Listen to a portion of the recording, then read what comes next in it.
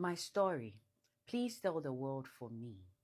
When I entered level 100 at UEW, I decided to start working as a student agent to support myself and help students find accommodation. Things were going well until one particular experience changed everything for me.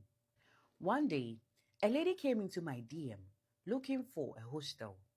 I had created a group where I often post available hostels, so she forwarded one of the posts to me and asked for more videos. I sent her additional options and eventually she chose two. The one she had forwarded and one of the videos I sent her. She wanted to check the hostels physically, but I was busy that day. The next morning, I texted her again so we could go and inspect them, but she told me that she had an emergency government meeting. I understood and waited. A few days later, I texted her again to let her know that someone else was ready to pay for the one of the rooms she likes.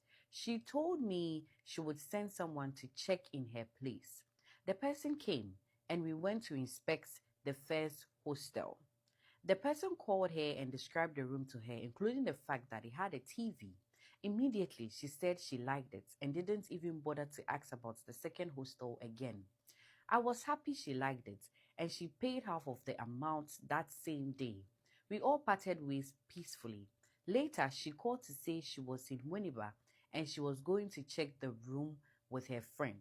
I agreed.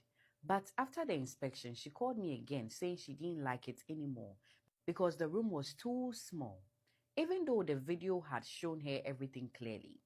I told her that before any refund, I would need to replace her, meaning I had to find another person to take the room. At first, she agreed, but a few days later, she started giving me pressure, threatening me, and saying her lawyer would take the case to court.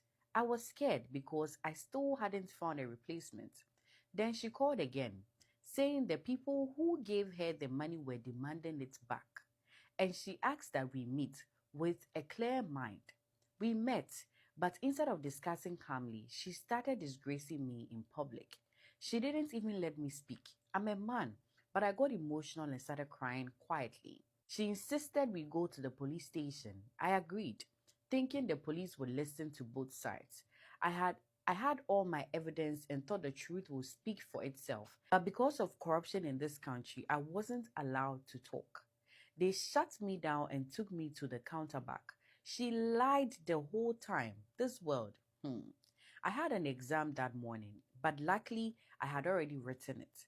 But fear hit me so badly that my stomach started misbehaving. I told the officers and they said if that's the case, then I should go inside the cell with the people already in there. At first, I regretted saying anything, but the way my stomach was failing me, I didn't have a choice. I ended up inside without even getting anything to clean myself with. It was humiliating. I called everyone I knew for help. A friend tried, but couldn't raise the money. The hostel manager also tried. He had only 2,000 cedis and promised to send it, leaving 1,000 cedis unpaid. I called my brother, but he was busy at the time.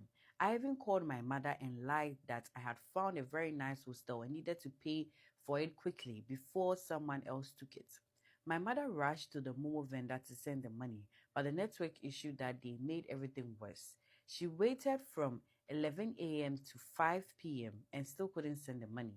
Finally, my brother came all the way from Cape Coast to pay the remaining 1,000 cities. Only then was I allowed to leave Counterback. I know I'll be a great man, and I know this girl will pay for what she did. Thank you.